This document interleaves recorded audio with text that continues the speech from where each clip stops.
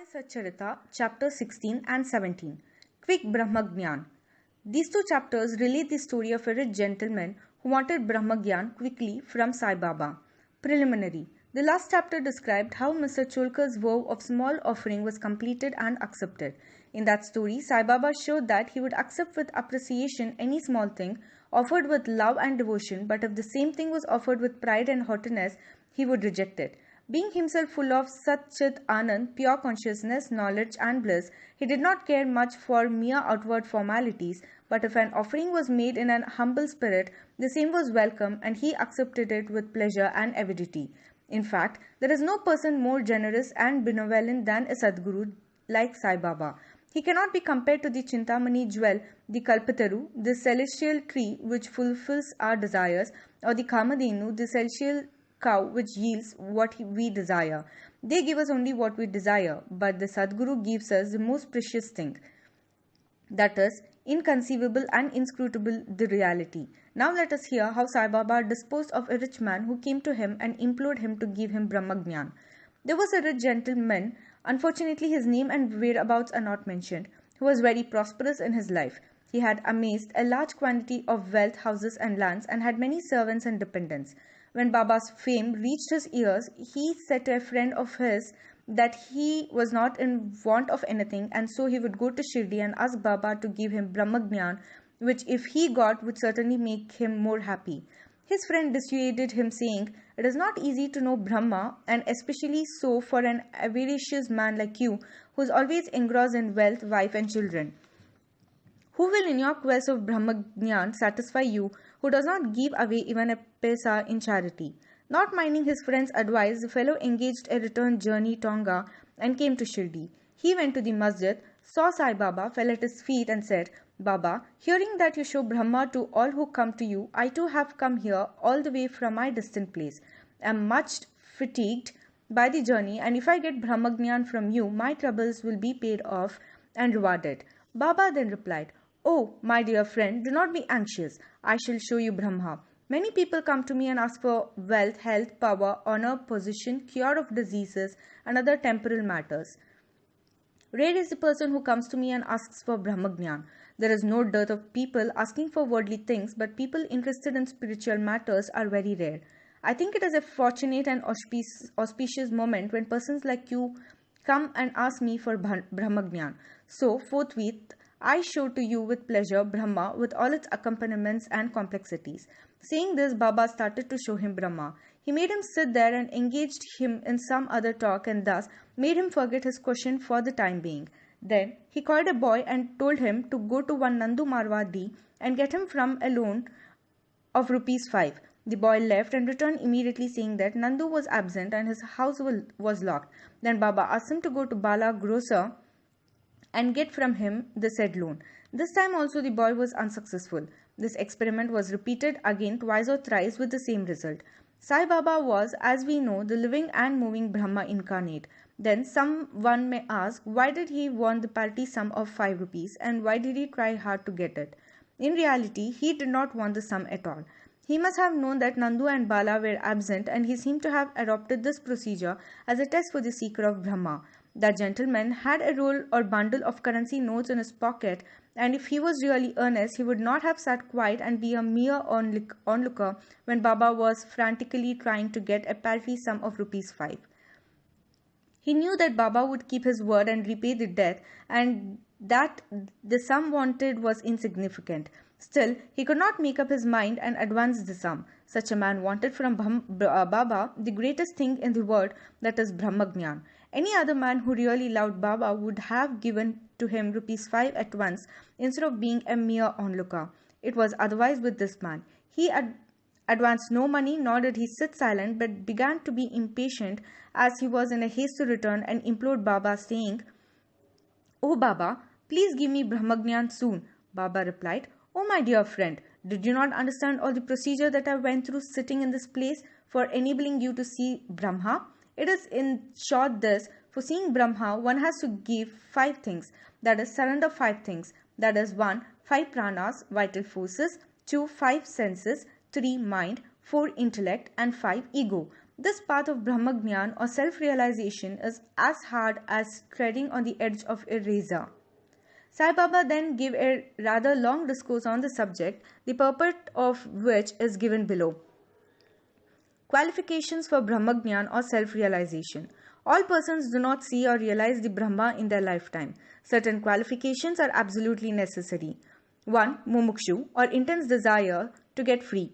He who thinks that he is bound and that he should get free from the bondage and works earnestly and resolutely to that end and does not care for any other thing is qualified for the spiritual life. 2. Virakti or a feeling of non-attachment with the things of this world and the next.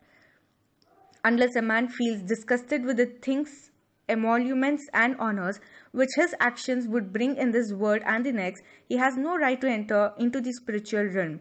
Antharmukha, introversion. Our senses have been created by God with a tendency to move outward, and so man always looks outward and not inward. He who wants self-realization and immortal life must turn his gaze inwards and look to his inner self. Catharsis, eliminating all base ideas and emotions. Unless a man has turned away from wickedness and stopped from doing wrong and has entirely composed himself, and unless his mind is at rest, he cannot gain self-realization even by means of knowledge. 6. Right conduct. Unless a man leads a life of truth, penance and insight, life of a celibacy, he cannot get God realization. 6. Preferring Shreyas, the good, to Preyas, the pleasant. There are two sorts of things, that is the good and the pleasant. The former deals with the spiritual affairs and the latter with mundane matters. Both these are open to man for acceptance. He has to think and choose one of them. The wise man prefers the good to the pleasant, but the unwise, through greed and unattachment, chooses the pleasant. 7. Control the mind and the senses. The body is a chariot and the self is its master. Intellect is its charioteer and the mind is the reins. The senses are the horses and sense objects are their paths. He who has no understanding and whose mind is unrestrained has his senses unmanageable, like the stray horse of a charioteer, does not reach his destination, gets self-realization, but goes through the round of births and deaths. But he who has understanding and whose mind is restrained has his senses under control, like the good obedient horse of a charioteer, reaches the destination, that is the state of self-realization, whence is not born again. The man who has understanding as his charioteer guide and is able to rein his mind reaches the end of the journey, which is the supreme abode of the all-pervading Vishnu, Lord.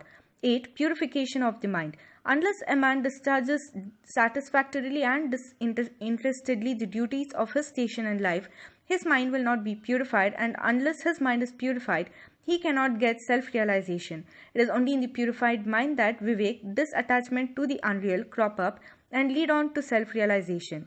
Unless egoism is dropped, avarice got rid of, and the mind made desireless, pure, self-realization is not possible. The idea that I am the body is a great delusion, and attachment to this idea is a cause of bondage.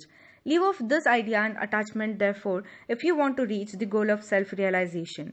9. The necessity of a guru. The knowledge of the self is so subtle and mystic that no one can, by his own individual effort, ever hope to attain it.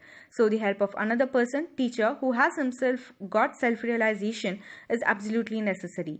What others cannot give with great effort and pains can be easily gained with the help of such a teacher, for he has walked on the path himself and can easily take the disciple step by step on the ladder of a spiritual progress. And lastly, grace of the Lord is the most essential thing. When the Lord is pleased with anybody, he gives him viveka and vairagya and takes him safe beyond the ocean of mundane existence. The self cannot be gained by the study of Vedas, nor by intellect, nor by learning. He whom the self chooses gains it. To him the self reveals its nature, says the Katha Upanishad. After the dissertation was over, Baba turned to the gentleman and said, "Well, sir, there is in your pocket the Brahma in the form of 50 times of 5, rupees to 50 rupees. Please take that out." The gentleman took out from his pocket the bundle of currency notes, and to his great surprise found on counting them that there were 25 notes of 10 rupees each. Seeing this omniscience of Baba, he was moved and fell at Baba's feet and craved for his blessings. Then Baba said to him, "Roll up your bundle of Brahma, that is currency notes. Unless you completely get rid of your avarice or greed, you will not get the real Brahma. How can he whose mind is engrossed in wealth, progeny and prosperity expect to know the Brahma without removing his attachment for them. The illusion of attachment or the love for money is a deep eddy, whirlpool of pain, full of crocodiles in the form of the conceit and jealousy. He who is desireless can alone cross this whirlpool. Greed and Brahma are the asunder as poles. They are eternally opposed to each other. Where there is greed, there is no room for thought or meditation of the Brahma. Then how can a greedy man get dispassion and salvation? For a greedy man, there is no peace, neither contentment nor steadiness. If there be even a little trace of greed in mind, all the sadhanas, spiritual endeavors, are of no avail. Even the knowledge of a well-read man who is not free from the desires of the fruit or reward of his actions is futile and can't help him in getting self-realization. The teachings of a guru are of no use to a man who is full of egoism and who always thinks about the sense objects. Purification of mind is absolutely necessary. Without it, all our spiritual endeavors are nothing but useless show and pomp. It is therefore better for one to take only what he can digest and assimilate. My treasury is full and I can give anyone what he wants, but have to see whether he is qualified to receive my gift. If you listen to me carefully, you will be certainly benefited. While sitting in this masjid, I never speak any untruth. When a guest is invited to a house, all the members of the household and other friends and relations that happen to be present are entertained along with the guest. So, all who that were present in the masjid at that time could partake of the spiritual feast that was served by Baba for the rich gentleman. After getting Baba's blessings, one and all, including the gentleman, left the place quite happy and contented. Special characteristics of Baba. There are many saints who, leaving their houses, stay in forests, caves, or hermitages and in solitude in order to get liberation or salvation for themselves. They do not care for other people and are always self-absorbed. Sai Baba was not of such type. He had no home, no wife, no progeny, nor any relations, near or distant. Still he lived in the word society. He begged his bread from 4 or 5 houses, always lived at the foot of the neem tree, carried on worldly dealings and taught all the people how to act and behave, living in this world. Rare are the sadhus and saints who, after attaining God's vision, strive for the welfare of the people. Sai Baba was the foremost of these, and therefore, says Himmat Pant, blessed is the country, blessed is the family, and blessed are the chaste parents where this extraordinary, transcendent, precious, and pure jewel Sai Baba was born. Bow to Shri Sai, peace be to all.